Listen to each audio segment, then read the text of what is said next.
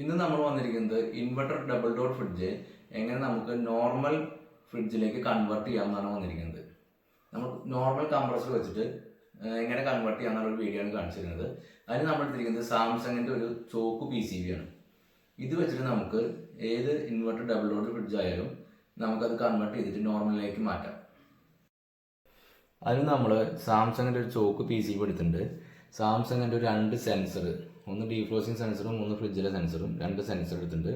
അതുപോലെ ഒരു rotary selector sensor thermostat എന്നൊക്കെ പറയും, അങ്ങനെ തെർമോസ്റ്റാറ്റ് സാംസങ് എടുത്തിട്ടുണ്ട്. അതുപോലെ ഒരു LED ബൾബ്, അതും സാംസങ്ങിൻ്റെയാണ് നമ്മൾ എടുത്തിരിക്കുന്നത്. അതുപോലെ ഡോർ സ്വിച്ച് എടുത്തിട്ടുണ്ട്. അതേപോലെ DC ഫാൻ മോട്ടർ, ഇത് LG ആണ്. ഇത് LG സാംസങ് ഏത് വേണമെങ്കിൽ നമുക്ക് DC പിടിപ്പിക്കാം. ഞാൻ LG എടുത്തു എന്ന് മാത്രമേ ഉള്ളൂ. അതിൻ്റെ ഒരു ഹീറ്റർ ഉണ്ട്. ഹീറ്റർ ഓൾറെഡി എല്ലാ ഇൻവെർട്ടർ ഫ്രിഡ്ജിലും ഹീറ്റർ AC വോൾട്ട് ഹീറ്റർ ആയിരിക്കും, അതുകൊണ്ട് നമുക്ക് അത് മാറ്റേണ്ട ആവശ്യമില്ല. പിന്നെ അതുപോലെ ഒരു അഡോപ്റ്റർ, ഈ DC ഫാൻ മോട്ടർ വടക്കിക്കാൻ ഒരു അഡോപ്റ്റർ എടുത്തിട്ടുണ്ട്. പിന്നെ ഒരു നോർമൽ കംപ്രസർ എടുത്തിട്ടുണ്ട്. PCBയിൽ നമുക്ക് കണക്ഷൻ കൊടുക്കാം. അതിൽ ന്യൂട്രൽ ലൈൻ എന്ന് കറക്റ്റായി എഴുതിയിട്ടുണ്ട്. ഈ ന്യൂട്രൽ ലൈനിൽ നമുക്ക് ന്യൂട്രലിനെ കൊടുക്കാം. അതുപോലെ ഈ ഫേസ് ലൈനിൽ ഫേസും കൊടുക്കാം. അത് കഴിഞ്ഞിട്ടുള്ള വരുന്ന തൊട്ടടുത്തുള്ള ലൈനാണ് ഹീറ്ററിൻ്റെ ലൈന്. അത് നമ്മൾ ഹീറ്ററിൻ്റെ ലൈനിലേക്ക് കൊടുത്തു. അത് കഴിഞ്ഞിട്ടുള്ള ലൈൻ കംപ്രസറിൻ്റെ ലൈനിലേക്ക് കൊടുത്തു.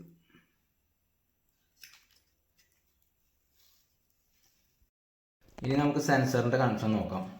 ഇതിൽ ഫസ്റ്റ് വരുന്ന ലൈനാണ്, ഈ ജിഗിൽ ഫസ്റ്റ് വരുന്ന ലൈന് നമുക്ക് ഗ്രൗണ്ടാണ്.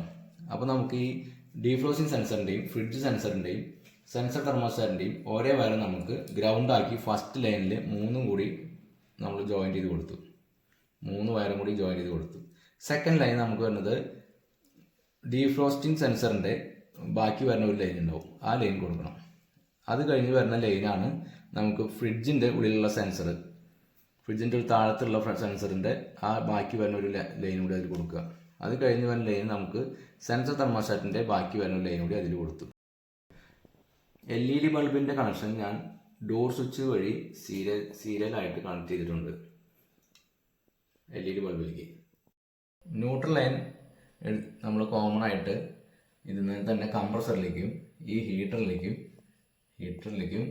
അതുപോലെ തന്നെ ഈ ഫാൻ മോട്ടറിൻ്റെ അഡോപ്റ്ററിലേക്കും നമ്മൾ കോമൺ ആയിട്ട് കൊടുത്തിട്ടുണ്ട്. 3 നമ്മൾ ലൂപ്പ് ചെയ്ത് കൊടുത്തിരിക്കുകയാണ്. കംപ്രസറിൻ്റെ ഔട്ട് ലൈനിൽ നിന്നാണ് നമ്മൾ ഫാൻ മോട്ടറിൻ്റെ DC ഫാൻ മോട്ടറിൻ്റെ അഡോപ്റ്ററിലേക്ക് നമ്മൾ കൊടുത്തിരിക്കുന്നത്. ആ കംപ്രസറിൻ്റെ ഔട്ട് പോകണമെന്ന് ലൂപ്പ് ചെയ്തിട്ടാണ് നമ്മൾ എടുത്തിരിക്കുന്നത്. ഹീറ്ററിൻ്റെ ലൈൻ നമ്മൾ ഡയറക്റ്റ് അതിൽ കൊടുത്തിട്ടുണ്ട്.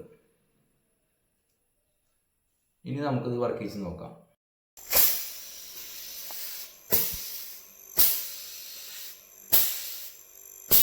കംപ്രസർ വർക്ക് ചെയ്തു, ഫാൻ മോട്ടർ വർക്ക് ചെയ്തു, LED ബൾബ് വർക്ക് ചെയ്തു. 8 മണിക്കൂർ കഴിയുമ്പോഴാണ് ഹീറ്റിലേക്ക് കണക്ഷൻ പോകുള്ളൂ.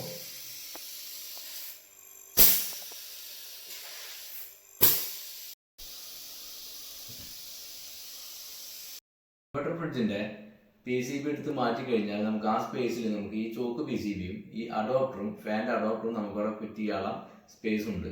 നമുക്ക് ചില ഫ്രിഡ്ജുകളിൽ 2 DC ഫാൻ മോട്ടർ വരുന്ന ഫ്രിഡ്ജുകളുണ്ട്. അവിടേക്ക് നമുക്ക് ഈ അഡോപ്റ്ററിന് 12 വോൾട്ട് 2 ഫാനിലേക്ക് നമുക്ക് ലൂപ്പ് ചെയ്ത് കൊടുത്താൽ 2 ഫാൻ മോട്ടറും വർക്ക് ചെയ്യും.